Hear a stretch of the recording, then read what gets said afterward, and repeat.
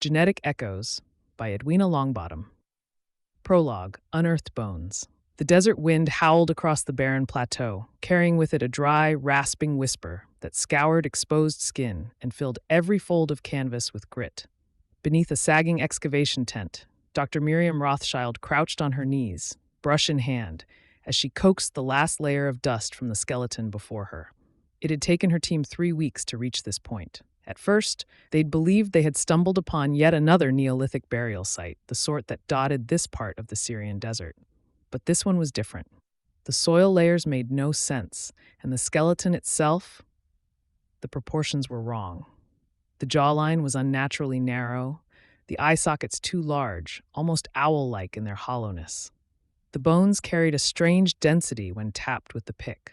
The rib cage curved in a way that suggested it had been built to house organs not quite human. Miriam leaned closer, her breath hitching. She called to her assistant, who was hovering anxiously near the tent flap. "Amir, bring me the scanner. I need a cranial sweep right now." The young man obeyed, fumbling with the portable imaging device before handing it over. Miriam steadied her hands, pressing the scanner against the skull. A thin hum filled the tent as the monitor blinked awake.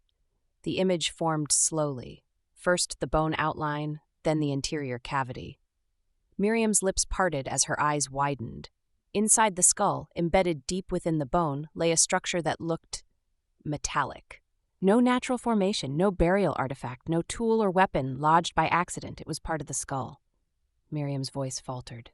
This isn't possible." Amir's face paled. He swallowed hard. "What is it, doctor? Some kind of implant?" She didn't answer. The desert outside had grown oddly quiet. The wind stilled as though the earth itself were holding its breath. Miriam adjusted the scanner's resolution, zooming in on the anomaly. The object pulsed faintly, an echoing rhythm like a heartbeat preserved in fossilized time. She dropped the scanner. Her fingers trembled as she reached out, brushing the skull's surface as though she might feel that faint pulse beneath her fingertips. And for the briefest instant, she swore she heard something. Not the rustle of wind, not Amir shifting nervously beside her, but a whisper that came from inside the skull, a whisper that spoke her name. The tent walls rattled as a sudden gust slammed against the canvas, extinguishing the lamp. The monitor flickered, displaying symbols instead of bone structures, rows upon rows of repeating geometric forms, etched in light. Miriam stumbled back, her heart hammering. "Turn it off, Amir! Shut it down!" But the scanner kept humming, the screen kept filling, the symbols repeating faster and faster until they blurred into one continuous wave. Amir lunged forward, yanking the power cord. The screen went black, leaving them in choking silence. The skull sat motionless in the sand, its empty sockets reflecting the last glow of the dying lamp. Miriam's voice was a rasp. "That is not human." Outside, thunder rolled across the desert, though no storm was forecast. And deep beneath the sand, something stirred. The discovery isn't just ancient, it's alive. Chapter 1, The Sequencing Lab. The Geneva Institute of Molecular Frontiers rose above the Rhone like a glass citadel. At night, the building glowed faintly blue, its polished windows reflecting the river's surface. It looked less like a research facility and more like a temple to the future. Inside, the corridors hummed with fluorescent light and the distant thrum of sequencers running through the night. Most of the staff had gone home hours ago. Only one lab remained active, its walls lined with sealed cold units and biosafety cabinets. Dr. Ethan Kellar leaned against the edge of a workstation, rubbing at the stubble on his jaw as the sequencer spat out streams of data. He was tall, prematurely graying, with eyes that never seemed to blink long enough. For 3 days straight, he had been living on caffeine, poring over fragments of bone that had arrived from Syria under the cover of a UNESCO grant. The paperwork said paleogenetics, ancient human remains, nothing unusual, but the sequences appearing on his monitor told a different story. The data didn't match Neanderthals, Denisovans, or Homo sapiens. Entire stretches were scrambled with symbols he couldn't even classify as nucleotides, repeating clusters, spirals within spirals. Like code. The lab door hissed open. Rosa Jimenez stepped in, balancing 2 mugs of bitter coffee. She was shorter, wiry, her black hair tied back in a bun that had half collapsed after her double shift. "You've been here since morning. If you don't stop, you're going to code yourself into an early grave." Ethan took a mug without looking away from the screen. "Rosa, look at this. Just look," she sighed, leaning over his shoulder. The monitor glowed with endless rows of sequences, green letters marching across black. "That's not right. You're seeing contamination." No, I triple-checked the controls. This is real. He jabbed a finger at the repeating block on the screen. "See this sequence? It's not random. It repeats every 512 bases perfectly. That doesn't happen in nature. Someone or something engineered this." Rosa set her mug down with a clatter. "Ethan, these bones are tens of thousands of years old. Who exactly are you suggesting engineered them?" He finally looked at her, his eyes bloodshot but blazing. I don't know, but whatever it is, it was here before us. The sequencer chimed. Another data block rendered. The repeating symbols began to form patterns, shapes that almost looked geometric. Circles, triangles, constellations. Rosa whispered as though afraid the walls might hear. "It looks like a message," Ethan nodded slowly. And we've just started to translate it. The room grew colder. Ethan pulled his lab coat tighter, frowning at the sudden chill. The air vents hummed normally, but his breath misted faintly in front of him. From the sequencer's speaker, a faint crackle sounded, an audio artifact that shouldn't have been there. Both froze. Then came a voice. It was soft, distorted, genderless. A whisper buried beneath static. The words were indistinct, but they carried an unmistakable rhythm, and both Ethan and Rosa could swear it spoke in unison with their thoughts. "Ethan, did it just say your name?" He didn't answer. His eyes were fixed on the screen. The letters had stopped scrolling. In their place, a single line pulsed in steady rhythm, glowing brighter with each beat. "Welcome back." The lights in the lab flickered. "The DNA isn't just data. It's alive, aware, and waiting." Chapter 2, The Echo.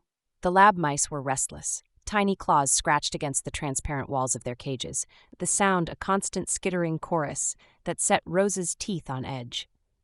She adjusted the containment hood and checked the nutrient gels again, but the animals weren't hungry. Their movements weren't random either. They kept circling the edges of their enclosures in perfect synchrony. Dozens of mice, turning clockwise, step for step, as though choreographed. Rosa pulled off her gloves with a snap and turned to Ethan. "They've been at it for hours. Are you sure the injection wasn't contaminated?" Ethan was hunched over his tablet, scrolling through waveforms. His shoulders were tight, his jaw locked. Not contamination, a reaction. "A reaction to what? We only gave them fragments, not the full sequence." And still it's enough. He turned the tablet toward her. Rows of EEG data scrolled in sharp, jagged lines. They're not just reacting, they're communicating. Every single mouse is producing identical neural spikes at the same time, like a signal. Rosa stared at the tablet, then back at the cages. "Ethan, they're talking to each other." As if on cue, the mice froze. All at once. Dozens of tiny black eyes lifted to the glass, staring outward at their observers. Rosa took an involuntary step back. "They're looking at us." The lab filled with silence, broken only by the low hum of the sequencer. Ethan swallowed, his throat dry. Record everything. This could be monumental. But Rosa wasn't convinced. There was nothing monumental about the way those tiny heads tilted in unison, nothing scientific about the way their whiskers twitched like antennae tuned to a frequency no human ear could hear. One mouse bared its teeth, squeaking sharply. Instantly, the others squeaked in perfect reply, the sound layering until it formed a shrill, resonant tone that vibrated through the glass. Ethan pressed his palms over his ears, grimacing. Do you hear that? It's not random noise, it's patterned. It's language. The shrill chorus ended as abruptly as it had begun. The mice froze again, all eyes fixed outward. And then, in eerie silence, every mouse slowly turned its head upward, noses pressed against the fluorescent lights above. Rosa's voice shook. "What the hell are they looking at?" The ceiling lights flickered once, twice. The hum of the sequencer wavered, and then the cages began to rattle. Metal bars shook violently as if struck by an invisible force. Mice hurled themselves against the walls, not chaotically, but in rhythm. Thud, pause, until the sound merged into a single pounding beat. Ethan felt it reverberate in his chest like a second heartbeat. The sequencer's monitor flared with symbols again, shapes aligning in time with the rhythm, circles nested inside triangles, flashing with each impact. The pounding grew louder, faster. Rosa shouted over the noise, "Ethan, shut it down!" But Ethan couldn't move. He was staring at the screen, his mouth dry, because in between the symbols, letters were forming, English letters, 2 words only. The cages fell silent. Every mouse collapsed onto the bedding, tiny bodies twitching once before going still. The lab was suffocatingly quiet. Rosa's breaths came ragged, her gloved hands trembling. Ethan slowly lowered himself into the chair, his face drained of color. They're asking for release. The lights flickered again. Chapter 3. The first human subject. They called him Patient A. On the intake form, he was Victor Hall, 29, glioblastoma, terminal. He'd signed the consent documents with a steady hand, and a joke he didn't quite pull off. Rosa had watched him do it from behind the observation glass, counting the seconds between his breaths, the way he lingered on the last page as if memorizing his own name. He didn't look like a volunteer for history. He looked like a young man who had run out of time and decided to trade what remained for meaning. Ethan double-checked the protocol. They wouldn't inject the full sequence, only a clipped, inert fragment. He told himself this again and again, as if repetition could make it true. The animal trials had been confined to mice, but even fragments had made the room hum. Even fragments had written words on a screen. The intercom crackled. Patient A, are you comfortable? Victor lay on the gurney beneath a sterile heat lamp. His hair had been shaved for the cranial port. A line of stitches traced a faint seam near his ear where the tumor pressed against bone. I'm comfortable as you can be while being a science experiment.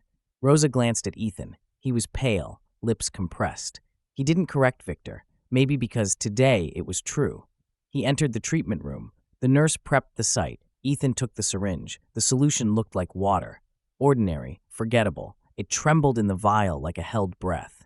Victor, this is a minimal dose. Genomic fragments only. We'll monitor you for the next 36 hours. Any discomfort, any strange sensations, say it out loud. Got it. Rosa watched through the glass as the needle slid in. The monitor traced Victor's heartbeat in green. She counted the beeps. She noticed when the gaps between them widened and then settled. She exhaled when they stabilized. For 10 minutes, nothing happened. Victor cracked another joke. Ethan responded with a ghost of a smile. The nurse adjusted the drip and jotted notes. Normal. Entirely normal. At minute 11, Victor blinked. Slowly. Then again, slower, as if trying to focus on something halfway between the room and a horizon none of them could see. Is there a projector running? Ethan stepped closer. What do you see? Victor's eyes tracked an invisible arc across the ceiling, pupils dilating. Shapes. Not geometric. More like maps that forgot how to be maps. The monitor picked up a faint tremor in his hands, a ripple that ran from fingertips to forearm and rattled the bedrail once. Rosa noted it, then kept watching the man, not the screen. Victor, I want you to count backward from 10. Victor inhaled. 10, 9, 8. His mouth stopped on the T. His jaw hovered open as if words had jammed behind his teeth. The room seemed to lean toward him. Even from behind glass, Rosa felt it. The pressurized pause before a storm. Victor's eyes snapped to Ethan's, and for one impossible instant they were not Victor's eyes. They were deeper, older, reflecting a sky that wasn't Earth. When he spoke, his voice was still his voice. Same timbre, same throat. But it carried a resonance that made the fluorescent lights shiver. We remember. The nurse flinched. The monitor spiked. Ethan didn't move. Victor, who is we? Victor smiled faintly, as if at a private joke heard across centuries. You called us fragments. We call you vessels. Rosa's hand found the intercom button. Ethan, stop the infusion. This isn't postictal speech. This is responsive. He gestured a small negative. The drip had already finished. There was nothing to stop. Victor, stay with me. What are you experiencing right now? Victor blinked, and the oldness retreated a fraction. Sweat beaded on his shaved scalp. I'm hearing not voices, more like thoughts with shapes. They're layered, like being in a cathedral and listening to the stone think. The nurse checked vitals. Stable. Too stable. As if his body had decided to wait. The overhead light dimmed and brightened. Not in a flicker, but in a rhythm. Rosa felt it in her ribs, the same way she'd felt the mice pounding their cages. A second heartbeat imposed on the room. Victor turned his head toward the ceiling, lips parted like someone feeling rain for the first time. They're above us. Ethan followed his gaze to empty tiles and ductwork. Who is they? Victor's eyes slid back, finding Ethan with unnerving precision. The ones who taught your bones to remember. Rosa's pen stopped. Taught your bones to remember. Ethan kept his voice flat. Do they have a name? Victor's face changed. Not the features, those stayed human, but the posture of the muscles under the skin. Otherness wore him like a well-cut suit. Names are made by mouths. We used light. The nurse's hand hovered over the emergency call. Ethan shook his head. Not yet. Not when the thing they'd been chasing for weeks was speaking in a human room with human air in its borrowed lungs. Why embed yourselves in us? Victor blinked slowly, as if surprised by the question. To remain, to wait, to become. Rosa felt the answer like a draft along the spine. On the monitor, Victor's EEG lines drifted into a pattern that was not a pattern the way a coastline is not a straight line. Iterative, self-similar, fractals blooming in green. Ethan tapped the glass once. Rosa looked up. He mouthed, "Record everything." Victor's fingers flexed as if reaching for something unspeakably far away. They're showing me a place. It's under ice, not like poles, colder, older. Coordinates? Landmarks? Victor's lips trembled. A lattice. Black stone with light trapped inside. And a sound, not sound, pressure. It holds the sky down. The intercom squealed, feedback riding a wave of static that wasn't coming from any speaker they owned. The same two words formed on the bedside monitor in soft green font, unbidden by any program. Welcome back, Rosa's breath stalled. The words she'd seen in the lab now bloomed bedside, as if the message had followed them, as if it belonged to the sequence, and any machine near it was merely a convenient tongue. Victor turned his head toward the glass, and for the first time, looked straight at Rosa as if he'd always known her. You're afraid. She didn't trust her voice. She pressed the intercom. We will stop this if you're in pain. Say the word. Victor's gaze softened. Then, slowly, it sharpened beyond her, through her, past the wall, as if she were a translucence in unused light. They're listening, not the ones in me, the ones in the building. Ethan froze. What building? Victor smiled without humor. All of them. The door to the observation suite clicked, a sound like a polite knock made by an impolite hand. Rosa turned. No one was there. The corridor beyond was empty and too quiet. Ethan stepped closer to the gurney. Victor, can you ask them a question? Victor's eyelids fluttered. Ask. Are you the origin of the sequence we found? Are you alien? Silence pooled. Then Victor laughed once, briefly, not his humor, not from his lungs, but from the deep place the tumor had carved and the sequence had filled. Alien is a word for strangers. We were here before strange was invented. The nurse made the sign of the cross without thinking. Rosa felt anger rise to meet her fear. If you were here first, why hide? Victor's response was so soft they leaned in. Because you weren't ready to hear yourselves. The light above the bed went soft white, like dawn in a snowfield. The monitor's fractals tightened into a perfect helix, then unfurled like a fern. Victor inhaled sharply. His back arched. The ECG chirped once, then steadied. It's too loud. Beta blocker. Now. The nurse moved, but Victor lifted a hand, not commanding, simply pleading. No, I can hold it. Rosa pressed the intercom again, voice lower. Victor, you don't have to prove anything. He smiled, and for a heartbeat he was only 29 and scared and brave. If this helps someone, I want to do it. The overhead vent whispered. Cold air spilled down like a cautious hand. On the glass of the observation window, a breath fog bloomed from no mouth and traced a shape. 3 intersecting arcs forming a sigil she had seen only in dreams she would never admit to having. Ethan saw it too. His knuckles whitened. Rosa, are you seeing? The door to the treatment room clicked again. This time it opened.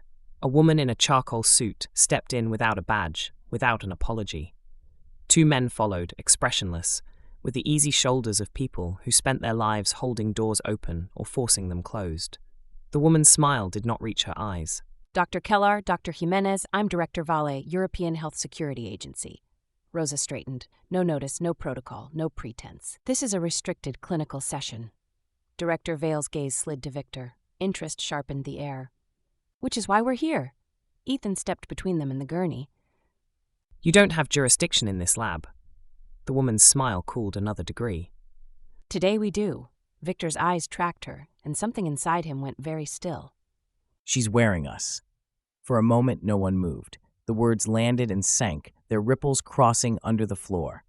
Vale's head tilted, as if listening to a radio only she could hear. How quaint. Rosa felt every hair on her arms lift. Get him out! The two men in suits took one step forward in faultless symmetry.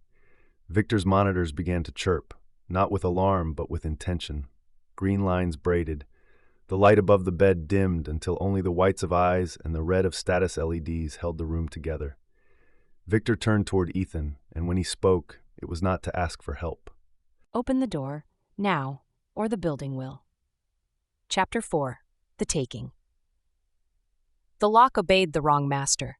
Magnetic bolts thunked out of their housings and the treatment room door slid wider without a hand touching the plate. Cold air rushed along the floor, gathering in the corners like water-seeking drains. The two men in suits didn't flinch. Director Vale didn't either. Victor lay very still, eyes fixed on the ceiling as if reading something written just beyond sight. Rosa's hand hovered over the crash cart. Ethan shifted half a step, placing his body between Vale and the gurney. "Thank you for your cooperation," Vale said, as if the room had politely invited them in. "You're not taking my patient." Her gaze moved over Ethan, weighing and shelving him in the same motion. "Your patient is now an asset in an active public health investigation. Dr. Kellar, I read your papers.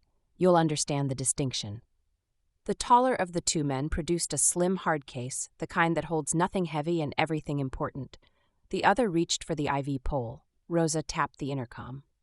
Do not touch that line. The man didn't pause. He detached the drip with a practiced click and began to wheel the pole away. The compressor in the ceiling sighed.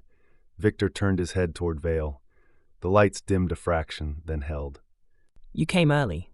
For the first time, something like a tension sharpened Vale's eyes. "We're punctual."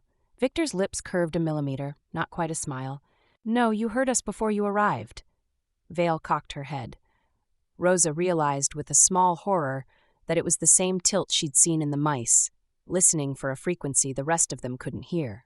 The second man reached to release the bed brakes. Ethan moved. He didn't sprint or shout. He let his weight drift into the man's space and caught the wrist just above the watch band. He wasn't strong enough to stop him, but momentum misapplied is its own sabotage. The brake lever snapped back into locked position with a metallic clack. "You'll need a court order." Vale's smile thinned. "Here it is." She raised her empty hand. Rosa blinked. Something stuttered in the fluorescent ballast. A hum like faraway bees filled the ventwork. On the bedside monitor, letters assembled themselves with docile speed. Court order received authorization. EHSA, Director Vale status, execute. Rosa's mouth went dry. That's not how orders work. He didn't answer. The monitor wasn't obeying any court. It was obeying the sequence. Victor's fingers twitched against the sheet. His eyes found Ethan's with startling clarity. "Open the door I asked for." Ethan understood. Not the door in the wall, the one in the network. He stepped to the workstation and woke the terminal. The Institute's security overlay bloomed. Corridors in blue, labs in green, fire doors in red. He navigated 3 menus he'd never admit to knowing, found the isolation subroutine, and killed it. Somewhere in the building, a deeper set of bolts retracted. Air pressures equalized. An elevator woke from sleep and began to rise. Vale watched him without moving. Disabling an active isolation protocol in a clinical environment is grounds for permanent debarment. "Then you shouldn't have triggered a protocol you don't control." Her eyes flicked to the monitor. "Welcome back," glowed once, like a wink. The taller man reached for Victor's shoulder. The room answered. It wasn't light, and it wasn't sound. It was a shape that pressed from inside the skull outward, a radius with no center. The man's hand stopped midair. For one heartbeat, his pupils dilated to the edge of black. When he spoke, the syllables were careful, borrowed. "You will not move him." The second man's jaw tightened. "Stand down, Morel." Morel blinked. The alien calm left like a tide sucking at stones.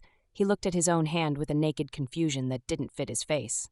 Vale didn't glance at him. She glanced at Victor. "How many are in there?" Victor turned his head, and Rosa didn't know whether he was a young man dying or a vault opening. "Enough to finish what you started." Ethan reached under the bench and felt for the emergency data vault, a flat ceramic capsule embedded like a fossil in the lab's belly. He pressed the magnetic release. The panel slid free, exposing a single fiber lead and an old-fashioned key switch. Redundant systems for impossible days. He slotted a pocket drive into the fiber. Rosa caught the move. You can't outrun them on the network. I don't have to outrun them. I have to make them chase 2 hares. He keyed the switch. The capsule's microarray whirred to life and began to mirror the sequencer's last 24 hours to the drive. Half the data they'd lose forever if they didn't get it now. Half a treasure is still a treasure. Vale moved for the first time. One precise step that took ownership of the floor. You will remove that drive. Ethan didn't. The hard case clicked open. Inside lay a matte black rectangle with a port and a red switch, a signal killer that would drown Wi-Fi, BT, and radio within 20 meters. The tall man's thumb hovered over the switch. Victor inhaled as if tasting iron. If you cut the noise, only we will be left. Rosa felt the meaning in her gut. The airwaves in this room weren't merely convenience. They were buffer, edge, white cloth over something you weren't ready to look at. Take it away and you stare straight into the thing. Vale's smile returned, as if she'd been waiting for that line. Do it. The switch went down with an almost playful click. Silence poured in. True silence, the kind that makes your eardrums ache because the world forgot to breathe. The fluorescents hummed once, then surrendered. The monitor's soft fan spun down. Even the building's old bones seemed to hold still. Rosa's breath grew loud in her own head. Ethan could hear the rush of his pulse, and under it, something else. A pressure. A shape. The sense of a word never learned, but suddenly remembered. Victor arched against the mattress, not in seizure, but in alignment. His spine obeyed a geometry older than posture. When he spoke, his tone was neither Victor's nor the previous presence. It was chorus made narrow enough to fit through a human larynx. You are late. Vale did not step back, but a tiny muscle near her left eye jumped and would not stop. We are in control of this facility. Language for children. Rosa clutched the intercom that no longer worked. She looked at Ethan. He nodded once. He had the drive in his palm now, warm as if it owned a pulse. He slid it across the bench to her. She covered it with a nitrile glove and palmed it into her lab coat pocket. It was the smallest theft she'd ever committed and the most meaningful. The elevator arrived. They felt it in the soles of their feet, a vertical hush, a cable whisper. Vale's eyes flicked toward the corridor. Second team. No answer came through the dead comms. Instead, a soft mechanical ding announced at least one door had opened itself far down the hall. Rosa pictured security, Mario on the night desk, a bored grad student logging tissue temps, looking up as a car arrived with no call button pressed. Victor turned his head toward the door no one had opened. They're here. The taller man, Morel, recovered his hand and stepped forward with a hand to his jacket that promised metal. Ethan moved to block him. Vale simply said his name. Morel. He stopped. Victor's gaze found Rosa again. She couldn't tell if he was asking or warning. Don't let them put me to sleep. Her throat tightened. We won't. Vale exhaled as if bored with the theater. Enough. We'll transfer him in situ. The rest can argue ethics in the morning. She nodded to the second man. He lifted the gurney brakes. The wheels squealed as if protesting. The bed moved an inch. The door to the treatment room slid the rest of the way open without anyone touching it. A woman stood in the threshold. She wore a janitor's gray and a badge that said ANA Pellier. Rosa had seen her a dozen times pushing a cart and humming off-key. Anna's eyes now were wrong in the most ordinary way. Too calm for someone looking at suits. Too focused for someone expecting to mop up a spill. She didn't look at Vale or at Ethan. She looked at Victor, the way children look at a tide pool, with hunger and a memory of drowning. We've been waiting. Vale's men reached for her. They didn't touch her. Something in the air between them and the woman refused contact. Anna smiled. Not hers. You left a light under the ice. We kept it. Rosa felt it before she understood it. Two presences recognizing each other the way magnets do. The pressure in the room shifted, a subtle reorientation of everything not bolted down. Anna, who was not Anna, took one step forward. Victor, who was not only Victor, closed his eyes. The overhead vent sighed. Cold slid down the walls like water. The men reached again. The air said no again. Vale's poise cracked just enough to see the steel under it. Contain them. Ethan had no plan until he had one. He crossed to the emergency gas panel, keyed the emergency purge, then canceled the command at the last digit. The system hiccuped and dumped the room's negative pressure into the corridor. Doors along the hallway whooshed open to equalize. The elevator, confused by contradictory instructions, chimed and stayed put. Chaos is a ladder if you know which rung to kick. Rosa moved when the air moved. She slid along the wall, past the crash cart, past the dead intercom, coat heavy with a drive that felt like it could burn through fabric. Morel's eyes flicked. Rosa smiled without teeth and did not stop. Victor spoke again, and this time it wasn't words, but coordinates disguised as a lullaby. 5, 9, 2 north, 8, 3, 1 east, black stone, under glass that doesn't melt. Ethan caught them like a catcher snatching a curveball he hadn't called. He didn't know where those numbers lived yet, but he knew they would. Aina lifted her hand.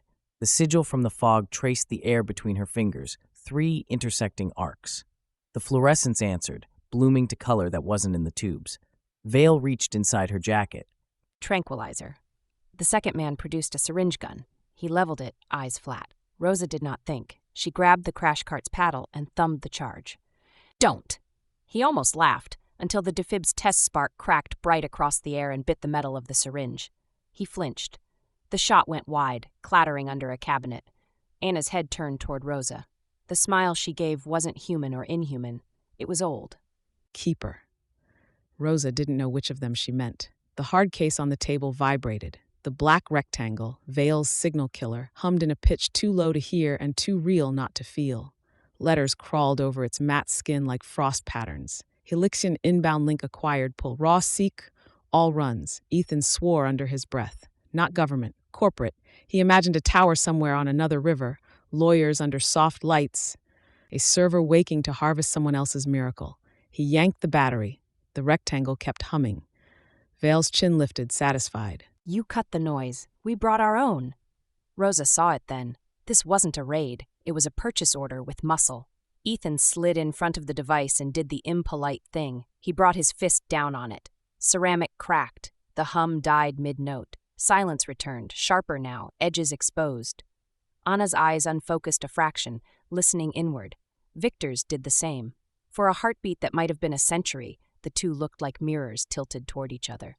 The building took a breath. A low groan rolled through the ductwork, through the bones of the floor, through the part of the body that belongs to no one and everyone. Metal stressed. Somewhere above, a sprinkler head shattered like thin ice. Vale's voice arrived cool and precise against the tremor. If you collapse this structure, there will be nothing left to wake. Victor opened his eyes.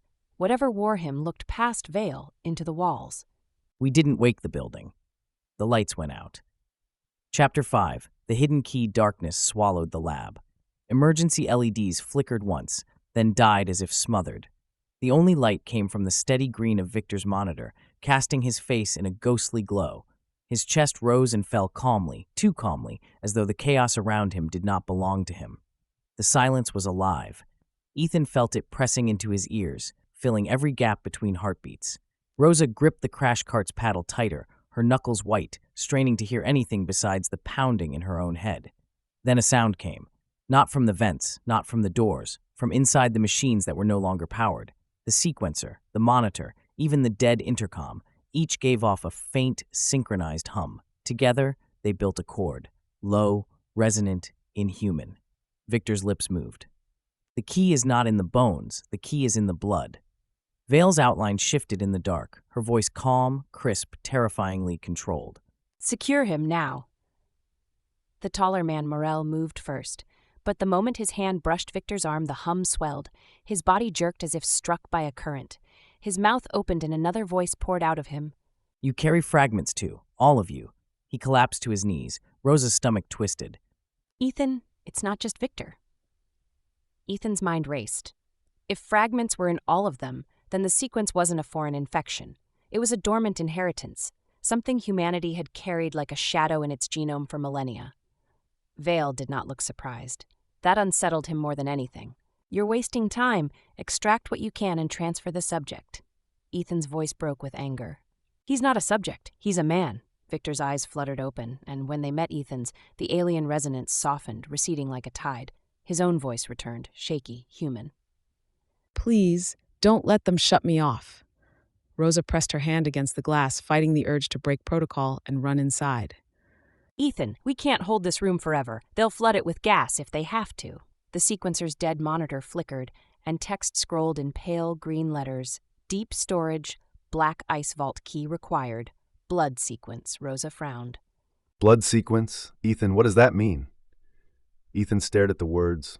His mind leapt through every database, every protocol he knew. The answer was chilling. It means the DNA isn't just carrying a message, it's a lock, and Victor's blood is the key. Vale's shoes clicked once against the tile. Even in the dark, her presence radiated authority. Then open it. Ethan turned on her. You don't even know what it is. The machines hummed louder, vibrating the floor. The walls shivered. Victor arched against the bed, eyes wide, every vein standing out against his skin. Unlock us, or we will. The gurney wheels screeched as they moved without hands, rolling toward the far wall.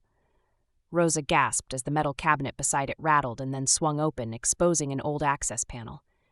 Behind it, embedded in concrete, was something none of them had ever seen. A smooth black surface. Oval, seamless, faintly pulsing as though it had been waiting for this moment. Ethan felt the hair rise along his arms. The vault isn't under ice. It's here. Vale's silhouette leaned forward, her tone almost reverent. Rosa spun on her. You'll kill him! Victor's eyes snapped open again, glowing faintly in the monitor's light. His voice carried both his fear and something vaster behind it. If you open it, you can't control it.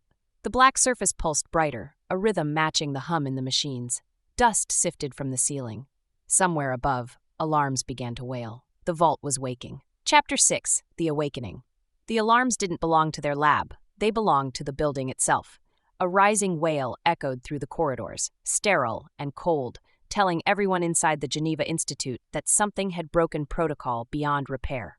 Rosa's heart hammered. She glanced at the black surface embedded in the wall, pulsing now in perfect synchrony with Victor's vitals. Ethan, if that thing keeps waking up, it won't stop with us. Ethan wiped sweat from his brow, eyes locked on the pulsing oval. His voice was steady, but inside it carried something else. Awe. It was never meant to stop with us. Vale raised her hand, and the second man, the one who hadn't collapsed, unholstered a pistol. The weapon looked out of place among the white coats and stainless steel, but his grip was confident, practiced. Remove the obstacle. Secure the vault. Rosa stepped in front of Victor before she thought better of it, her body instinctively shielding him. You'll have to go through me. The barrel swung toward her. Then every screen in the lab flared to life. Symbols cascaded across them, alien spirals and geometric forms. Beneath them, human language formed, jagged but unmistakable. Activation commenced. Distribution, global. The hum in the machines deepened until the floor vibrated. Ethan staggered back, eyes wide. Oh my God, it's not just here, it's everywhere. Rosa's throat closed. What do you mean everywhere? Ethan's voice broke as he stared at the monitors. The sequence wasn't isolated to the bones. It's latent in us, all of us. The scans, the fragments in Victor's blood, they weren't unique. They were a trigger. Victor's body arched on the gurney. His eyes snapped open, pupils dilated to black. His voice rolled out layered, resonant, not his own. We are awake. Across the city, power grids faltered. In a Zurich hospital, a child undergoing a routine blood test sat upright and whispered words no one understood. In a Tokyo subway, commuters froze as their phones lit up with the same spiraling symbols that filled Ethan's monitors. In Sao Paulo, an old woman dropped her groceries as her reflection in a shop window moved independently, whispering back to her. The awakening wasn't confined to Geneva. It was spreading like a signal through every living carrier, through humanity itself. Vale did not flinch. She watched with the calm of someone who had expected this all along. Good, then phase 2 begins. Ethan turned on her, fury in his eyes. You knew this wasn't just an artifact. Her lips curved, cold and deliberate. We didn't find the sequence. It found us years ago. The man with the pistol stepped forward, gun unwavering. Victor's voice boomed again, shaking the light fixtures above. No harm to the vessel. The gunman froze mid-step, his arm trembling violently as though an invisible weight pressed against it. The barrel wavered, then slowly lowered against his will. Vale's eyes narrowed. Interesting. Rosa gripped Ethan's arm, whispering fiercely. If this is happening to everyone, it won't matter what happens in this room. We need to get him out before she. The lights above them popped, one by one, glass raining down like brittle hail. The vault in the wall pulsed faster, its surface glowing faintly now, like obsidian catching fire from within. Victor gasped. His human voice pushed through, weak, desperate. "It's too fast, they're pulling too much." Ethan grabbed Rosa's wrist, pulling her toward the exit. We move now, with him. Vale's voice cut through the chaos, sharp as a scalpel. No one leaves. But the building itself seemed to disagree. Doors along the corridor hissed open without commands, alarms blaring louder, guiding them somewhere none of them wanted to go. Rosa realized with a sick twist of certainty, it wasn't the humans in control of this anymore. The sequence was leading them, and whatever lay beyond the black vault was almost free. Chapter 7. Lockdown. The Geneva Institute no longer belonged to the scientists. Red strobes pulsed in the corridors, bathing white walls in a heartbeat glow. Automated shutters slammed down over windows, sealing out the night. Steel doors clanged into place, section by section, cutting the building into blocks of containment. Rosa half-dragged, half-steered Victor's gurney into the hall. His body convulsed once, then stilled, as if the alien presence inside him was conserving strength. Ethan kept his hand tight on the frame, guiding the wheels over cables and debris. Behind them, Vale walked without hurry. Her men flanked her, their expressions unreadable. Even the alarms didn't shake her composure. Containment protocols are automatic, but they aren't foolproof. You have 3 minutes before military oversight arrives. Ethan whipped around, eyes blazing. And what then? They'll gun him down in a sealed room. Vale's lips curled faintly. No, they'll gun all of us down. That's what happens when infection exceeds parameters. The lights above flickered again, this time not from failure, but from intention. They pulsed in a rhythm Rosa recognized from the mice. Victor's voice slipped through his clenched teeth, weak but resonant. We are not infection. A shiver raced down Rosa's spine. She forced herself forward. Ethan, forget arguing. If they seal this wing, we're trapped. They rounded a corner and froze. Ahead, 2 squads of soldiers in black tactical gear stood shoulder to shoulder, rifles raised. Helmets with tinted visors hid their eyes, but their posture was clear. No negotiation. The squad leader's voice barked through a helmet speaker. Step away from the gurney, now. Ethan raised his hands slightly, sweat stinging his eyes. He's not contagious, he's communicating. Listen. The leader cut him off. Down! On the ground, all of you. Vale stepped past Ethan with deliberate calm, her ID badge in one hand. Director Valley, European Health Security Agency. This subject is classified under my jurisdiction. The squad leader hesitated only a second. Orders override yours. Terminate the subject. Secure the lab. He aimed. The soldiers followed suit. Rosa's throat tightened. She moved instinctively, placing herself between Victor and the rifles. You'll have to shoot through me. The leader didn't flinch. Victor's chest rose sharply, his eyes snapping open. The hum returned, low and resonant, vibrating through the walls. The soldiers faltered, helmets turning toward each other in confusion as their rifles trembled in their grips. Victor's voice filled the hall, layered and vast. No harm. Every rifle clattered to the floor. The soldiers staggered back, clutching their helmets as if struck by vertigo. One tore his visor free, gasping. His pupils were blown wide, lips moving without sound. Ethan felt his stomach drop. It's spreading to them. Vale watched with unnerving calm, her eyes glinting in the strobe light. Fascinating. The squad leader collapsed to his knees, voice cracking through the helmet speaker. They're inside. I can hear them. The floor vibrated.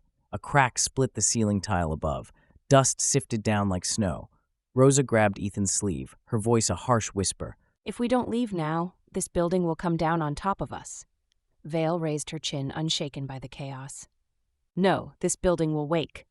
The black vault behind the lab wall pulsed again, brighter than before.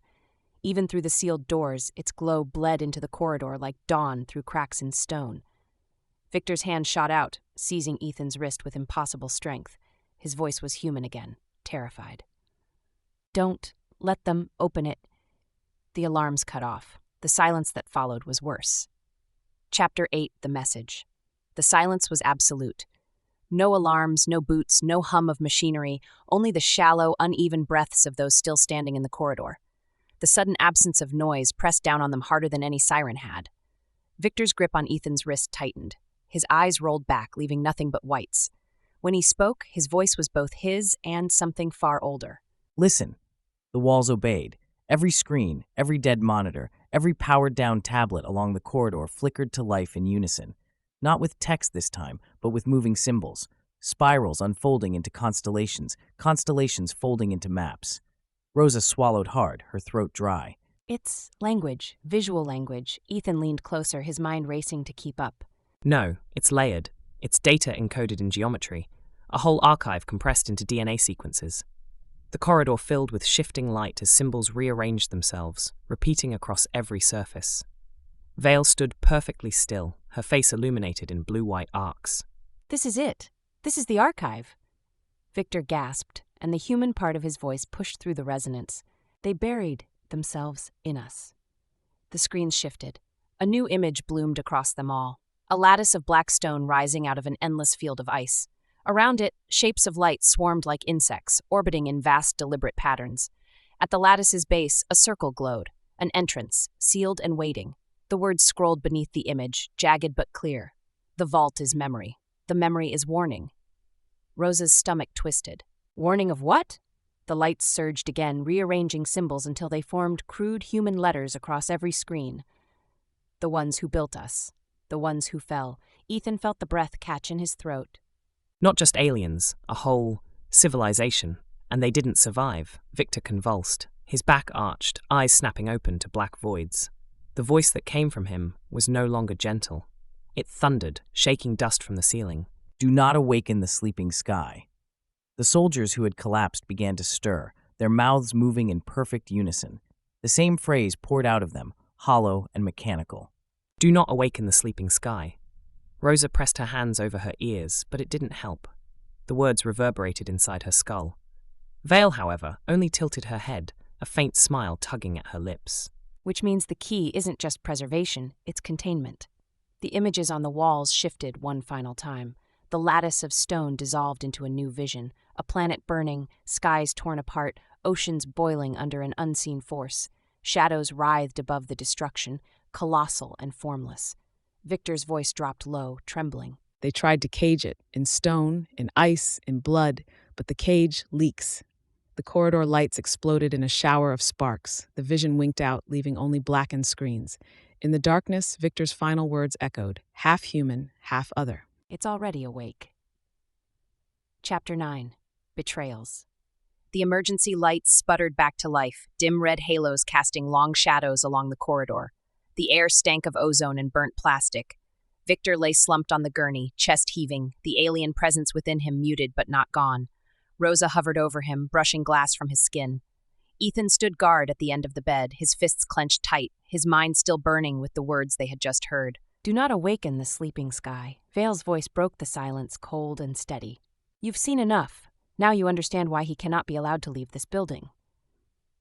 Ethan turned on her, fury sparking in his eyes. You don't want to contain this, you want to use it. Her lips curved in the faintest smile. Of course, every great power in history was born from what others feared. Fire, gunpowder, electricity, this will be no different. Rosa's voice trembled with rage. This isn't fire or electricity, this is alive. Vale's eyes narrowed, but her tone remained even. And alive things can be trained, controlled, directed. Ethan shook his head, disbelief curdling into disgust. You're insane. Before Vale could answer, Morel, the tall man who had collapsed earlier, stirred. He pushed himself to his knees, his face pale, his pupils still blown wide. He looked at Vale, then at Victor. Director, it's in me. I can hear them. Vale's gaze lingered on him, unreadable. Then you are compromised. Her second man raised his pistol and fired without hesitation. The shot cracked like thunder in the confined space. Morel dropped instantly, a ragged hole in his chest. Rosa gasped, her hand flying to her mouth. You killed him, Vale didn't blink. He was already gone. Do not mistake possession for loyalty. Ethan lunged at her, but the second man blocked him, slamming him against the wall. The impact rattled his teeth. You'll kill anyone who doesn't fit your plan, won't you? Vale stepped closer, her heels clicking softly against the tile. Her face was calm, her tone almost kind. You're too intelligent not to see the truth. With control, this isn't humanity's end, it's our ascension. Victor stirred on the gurney, his voice rough but clear. She lies. The machines around them hummed faintly again, as though agreeing. Vale's smile sharpened. And you think they are more trustworthy than me? The soldier pinning Ethan tightened his grip. Rosa's pulse hammered in her ears as she scanned the hall for anything they could use to tip the balance.